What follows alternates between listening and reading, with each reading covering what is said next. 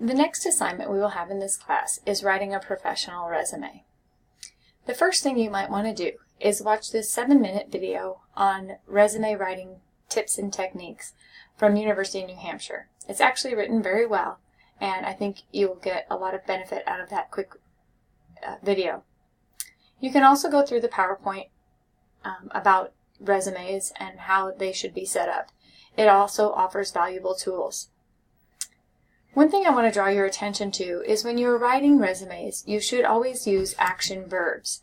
This is one of many lists that you can find on Google about action verbs that you can be using in your resume. Always remember, if you're doing a job that you're currently in, the verb will be present tense.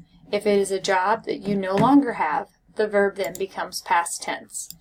Please have an appointment with Career Services as one of your professional development activities, or stop by and see me if you need help writing your resume. This is a checklist for what your peers are going to be looking for, as well as me when I grade your resume and when they do the peer review. Again, there's a workshop scheduled here that you will submit your resume, and then after they are due, the next group of students will be assigned to you to peer review your resume. Please again let me know if you do not receive a peer review the day after the resumes are due. Good luck, and let me know if you have any questions.